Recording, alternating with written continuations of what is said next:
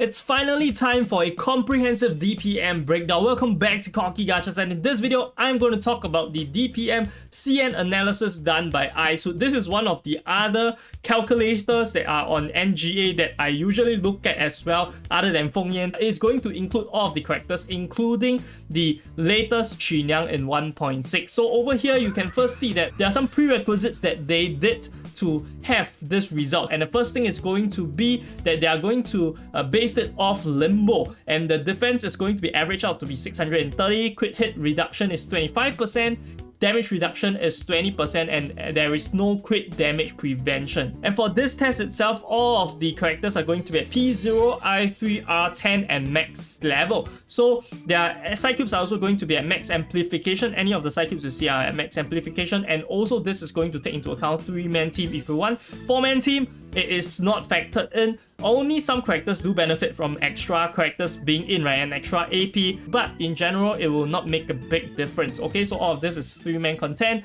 Next is going to be, by default, the character triggers 5 spells, i.e. it is going to be a 50% from skill 1, skill 2, 2.5, 2.5 each. That is what they mean, and all is going to be level 1. Next is going to be default 12 rounds, and there is a ratio of card distribution. This is actually very important. There is a main carry, sub DPS, and also there is a healer. So this is a 3 to 2 to 1. This is the AP distributions, i.e. right, every 2 turns, a main carry will take 3 action points, a sub carry will only take 2 action points, and a healer will only take 1. In total, there are 6 AP for 2 rounds. So you can think of it as the sub DPS going to utilize less AP and having bigger impact in that sense when it comes to DPM, because right, the lesser turns that you take, right, naturally the DPM is going to be skewed to your favor. This is also why you are going to see some of the DPM charts. You might think that the character is so strong, but in actual fact, right, just a disclaimer over here, it might be already jacked up, right? Especially in the case of like Beacon, in the case of like 6, these characters might have inflated DPM given that they are sub DPS. This cannot be helped, right? I tried to see whether there are any compensations, but apparently this is a known fact. So sub DPS are going to be rated higher when it comes to DPM. So if you want to compare the rankings, you can compare between sub DPS and sub DPS, and also main carry versus main carry. That is going to be a fairer comparison. Next is going to be about the Psycubes. If the character expects to have the higher damage with the Yearning Desire or the Let's Set Sail, they would also give another optional Psycube. Hence, you can see over here, right, for Hopscotch, it's the average retro, which is only 8% instead of the maximum. Now, the reference table is going to be broken down into single and double, i.e. single target, double target, and there is also another weighted DPM and restrained DPM. What iSuit is trying to say is that he only considers, right, the weighted DPM with a 1/4 of the advantage when it comes to the 130%, because you get 30% extra if you have a Afflectus bonus.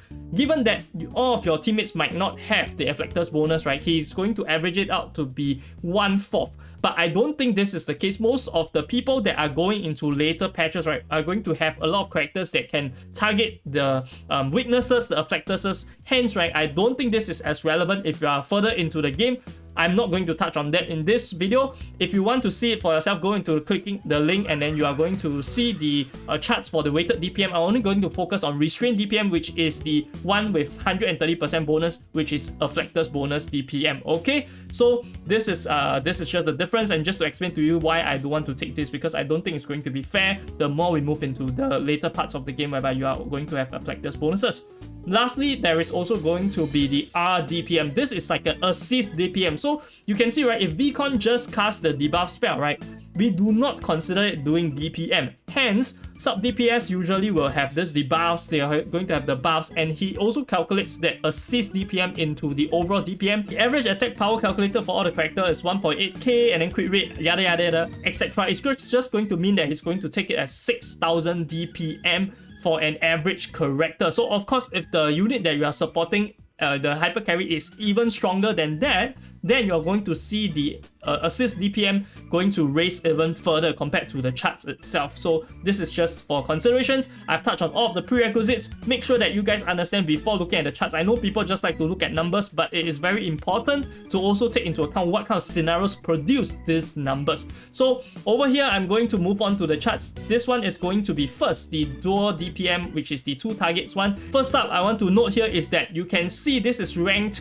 in consideration of both their their individual DPM and their assisted DPMs and ranking from top to bottom. And of course, at the top of the charts, you are going to see our Quniang, which is our 1.6 god. Over here, it's going to do a DPM of 12k. Okay, so at the top of the charts just by herself, if you just compare it against other characters for 2 targets itself, right, no one can compare it to her, unfortunately. And fortunately, right, if you are looking or you are saving for her, right, then good news for you. And the Psycube that she's using is of course the Outside the City. This is her exclusive Psycube. I'm going to put some translations in as and when needed, and you can refer to them to use for the rest of the symbols that if you don't understand Chinese, you can use it to reference what they are talking about. I'm going to roughly touch on this. I'm not going to touch on all of the characters. But next one is going to be our Beacon, and this is where I say that the sub DPS is going to be slightly inflated when you can see that the DPMs, right, for the 2 target is up to 8k. You might be thinking, hey, is Beacon really that strong? In this case, Beacon is max portrait. However, it shouldn't be this strong, but since we are calculating only using 6 rounds in consideration, right, all of the hyper carries are actually divided by 9 rounds, the DPM is going to look slightly inflated. Regardless, if you took a look at her assisted DPM, you can notice that there is a 1.5k increase of the DPM over here from 8k to around 9.6k. And in this case, right, for Beacon, it is only assuming a half coverage for the debuff of lowering defense, since it only helps with reality defense. If you are going to put her in a team whereby you have a lot of mental defense, I think this number is going to drop slightly, or your hyper carry is not the reality DPS, it's going to drop. And also just to note, right, it is only for 10 rounds debuff coverage because of the allocation of the cards itself, the AP itself. Hence, they have no choice but to make her only cover 10 rounds with her debuff. So if you full coverage debuff, her assisted DPM will go up even higher. So this is just going to be for Beacon. Moving on, it's going to be for Jessica or Changling. And over here, you can see this is basically second, but if you count by her herself, I think she's the second bar none. Compared to, of course, our Quniang. So she is a god in her own sense, and from now until 1.6, she will continue to maintain that role. And here, of course, you are going to see slightly lower numbers, of course, because this is without support. This is solo Jessica Changling. If you have her with supports, of course, the BOTN will see significant boost because she's able to maintain higher uptime, especially with Sotheby and with Beacon itself helping her, 2 of the best supports in 3-man team. So that the best 3-man team that you can have for Changling is going to see significant boost for her even then. Now moving on, next we are going to have 6, and with 6 here he's using, of course, Balance Please, and his role is a sub DPS. So once again, DPM is going to be slightly inflated, but just from the RDPS standpoint, the assisted amount you can see is pretty much about the same as Beacon. So that's why 6 and Beacon, right, they are very, very good supports, especially 6 when it comes to the AP generous factor, which is why this RDPS is that high. So just compare sub DPS against sub DPS, you're going to see their effectiveness. Similarly for Ananli later on, you are going to also see that as well. Next, we're going to have Pickles, and for Pickles here, it is 8 rounds ultimate coverage, and you can see this is going to be his assisted RDPM. Over here, 9.3k, still very, very decent. And if you were to compare from the unassisted one, you can see that solo is 7.4k. So this is one of the highest assisted RDPM because the ultimate is really way too strong. From a coverage standpoint, you're going to have a lot of damage increment. So this is why Pickles is really so favored. And over here for these 2 Pickles, right, one of this is going to once again be Yearning Desire. This is Luxurious Leisure. In longer rounds, right, because in this simulation 12 rounds, they only out 2 times. I think in 30 round rates, it is going to favor more of Luxurious Leisure. So this is just for your reference. Now coming up next on the list is going to be our Unleash. She's using the Long Night Stalk, and same thing here, her buff is a 10 round coverage. And over here you can see this is for a 9k RDPM. The increase over here is roughly 1.4k, so still not too bad compared to like the 6 compared to like Beacon. So for people that are saying that Anani is so far back compared to the other supports, I do not think so. Anani is actually one of the better supports and have maintained her rank throughout the patches, right, since she's a standard character since the start of the game. So very, very strong here. Next is going to be our Black Dwarf, and Black Dwarf is not favored for the dual target DPS. Of course, she is more for single target DPS, but still it is relatively high over here. You can see 8.6k, right? So nothing too much to talk about here, just straight up DPM. There is no assisted DPM over here using Yearning Desire as well. And next we are going to also see Regulus. Once again, Regulus is more of a sub DPS role. Hence, she is boosting a bit of an inflated DPM regardless, though Regulus is one of the better ones, and especially when you talk about the upcoming raids, right, she is one of the key DPM users or DPS users that you can use for DC Serpent Raid. Similarly for Charlie, without a focus on the AoE, she still deals decent AoE damage, and of course she is at max portrait with her damage increase and her second skill uptime being at 50%, so it's like the average, okay, that they took it for it. So Charlie is still relatively high. I think the rest of the units, I'm not going to pay too much attention to them because they are not too significant. I'm just going to touch on the significant ones, and here you can see, right, for our 37, okay, you can see honestly, as a DPS user, as a hyper carry, right, she doesn't boast the highest DPS, but of course her main bulk comes from Genesis damage. If you were to increase it by the multiplier of Sea Serpent Raid, right, then you are going to see that she in fact fares better than a lot of these DPS users. Hence, this is why she is favored for Sea Serpent Raid on top of the Afflictor's bonuses. And also at the same time, you have to note that she also gives buffs to her teammate, which is the Neuro Perception. And although it gives 4 stacks, right, because there are 2 other teammates, so 2 stacks each,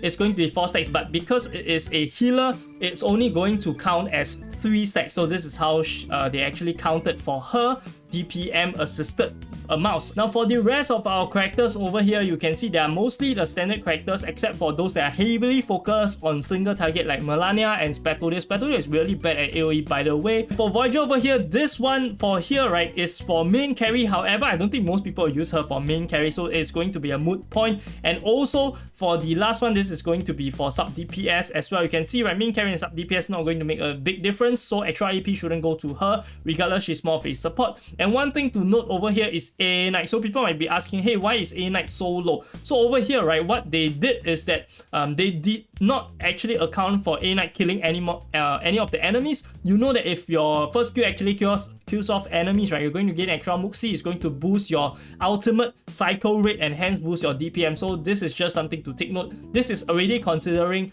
the balance place side cube, so you might think it's low if you do not utilize of the passive effect of the first skill. And also the average insight, right, is using average insight rates, i.e. it's not going to count it as always hitting at low rates and always hitting at high rates. It's just going to take average, so it's mainly the Muxi gaining part that is being quote-unquote nerfed in this chart itself. So this is against 2 target enemies. Now next, we're going to talk on the single target charts. Once again, we're going to place extra emphasis on the first half because the second half is usually those that are not good for single target DPS.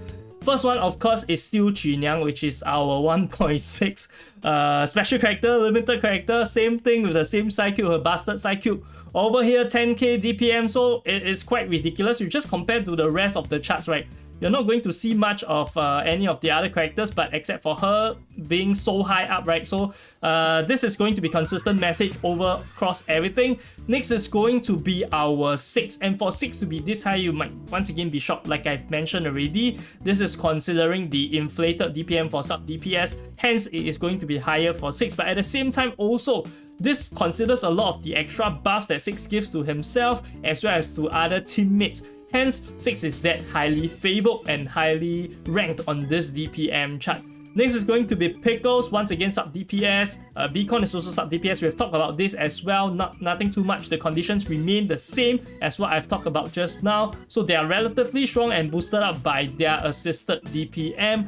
Next is going to be Spatodia. Spatodia is straight up good over here, right? 7k. I'm not too sure about the specific of calculations, whether there are burn supports. I assume there are none. So this is why this is not as high as people might expect it to be. Honestly, it's already very, very high given the fact that the rest of the characters, right, the normal human characters, right, except for Chinyang, which is the outlier, she is in fact one of the better ones, if not the best already. So out here, very, very strong. Charmaine is also looking not bad. And once again, because sub DPS being boosted, and secondly also because, right, in 12 round teams or in 12 round battles, right, it's going to have the initial burst that Charmaine actually have when it comes to the start of the round. Regardless, the sub DPS just dominate the charts over here, right, given the inflated DPM. So compare it within themselves if you really want to do so. Now we go on to a single or the hyper carry scenario, and over here it is going to be Charlie. And I'm quite surprised that Charlie is this high on the single target charts. It just shows how strong she is. Although Charlie is relatively squishy, but of course when you consider general DPM, she is the queen, definitely very, very strong. And once again, Max portrays similar conditions to what I've mentioned just now. Black Dwarf over here, you might be thinking that she's not doing as good, but like I mentioned just now already, the rotation itself, right, that is being used here is not favoring Black Dwarf. Black Dwarf really focuses more on merging cards. It's going to see near a 10% increase in DPM. Hence, in fact, I would say that might be better than Spatodial when it comes to single target DPM. However, when you compare it to Qiniang, she is also not close, right? In fact, no one is close to Qiniang, so not fair to compare anyone to her regardless. Now we're going to have another Charlie duplicate. Not going to talk about this. This is just using Hopscotch, 8%.